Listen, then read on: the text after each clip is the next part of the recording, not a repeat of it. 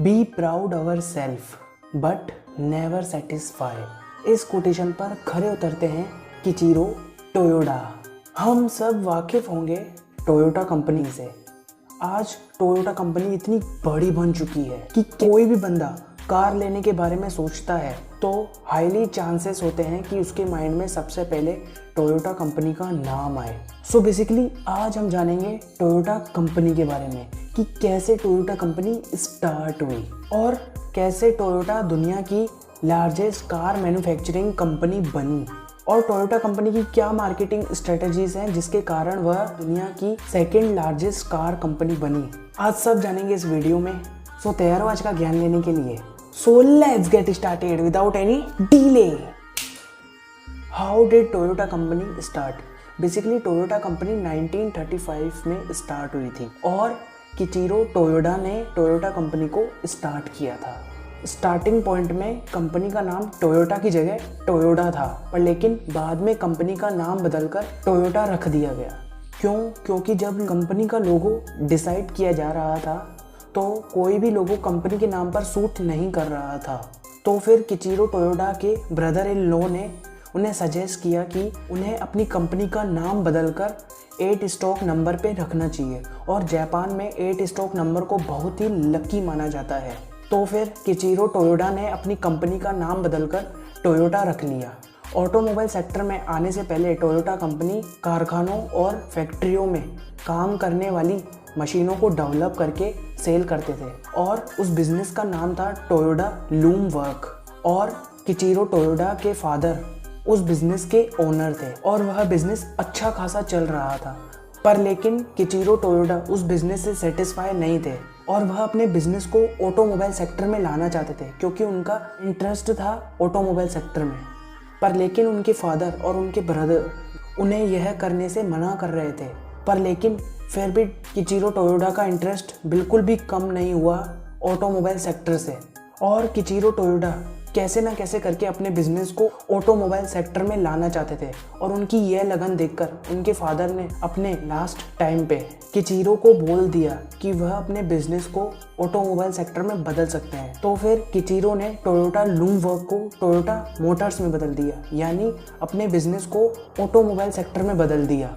और फिर टोयोटा ने 1936 में अपनी सबसे पहली पैसेंजर कार निकाली जिसका नाम टोयोटा AA सीडेन था और उस टाइम पे जापान में उस कार की प्राइस 3,350 येन थी। What business and marketing strategies of Toyota company? Basically कोई भी बंदा अगर कार लेने के बारे में सोचता है तो हाईली चांसेस है कि उसके माइंड में सबसे पहले टोयोटा कंपनी का नाम आएगा। ऐसा क्यों है? ऐसा इसलिए है क्योंकि टोयोटा कंपनी बहुत ही लो कॉस्ट में बेस्ट क्वालिटी की कार अवेलेबल करवाती है और टोयोटा कंपनी का मानना है कि किसी भी चीज़ के अंदर का पार्ट अगर ठीक होगा तो फिर उसे खोलने की और देखने की ज़रूरत नहीं पड़ेगी। और टोयोटा कंपनी का मानना है कि उनकी कारों में क्वालिटी प्रोडक्ट्स में कोई भी समझौता नहीं होना चाहिए और इसी प्रिंसिपल को लेकर टोयोटा कंपनी अपनी बिल्ड क्वालिटी पर टाइम टू टाइम ध्यान देती है और अपनी बिल्ड क्वालिटी को चेक करने के लिए वह time to time accidental experiment करवाती रहती है और इससे कंज्यूमर का भी टोयोटा कंपनी के प्रति ट्रस्ट बिल्ड होता है।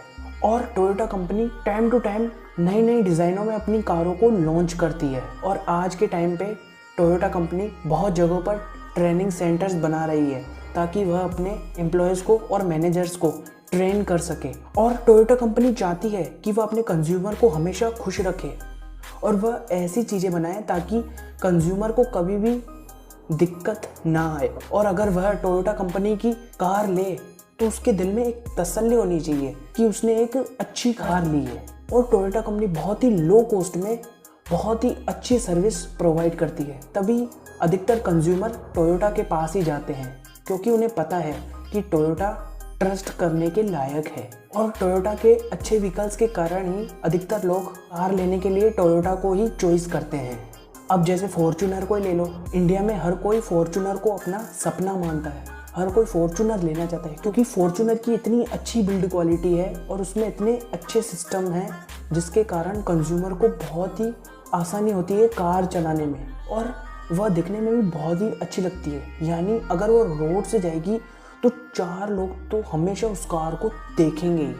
और इन्हीं मार्केटिंग स्ट्रेटजीज के कारण आज टोयोटा कंपनी जानी मानी ऑटोमोबाइल कंपनी बन चुकी है।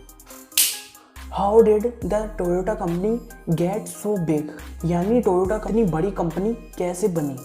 टोयोटा कंपनी जापान की जानी मानी ऑटोमोबाइल कंपनी है और हर कोई टोयोटा कंपनी से वाकिफ है। आज के टाइम पे टोयोटा कंपनी इतनी बड़ी बन चुकी है कि वह 170 से ज़्यादा देशों में अपने व्हीकल्स को ऑपरेट कर रही है। और टोयोटा कंपनी ने लेक्सस जैसे ब्रांडों को खरीद रखा है और टोयोटा कंपनी ने टेस्ला कंपनी के 27% स्टेक खरीद रखे हैं।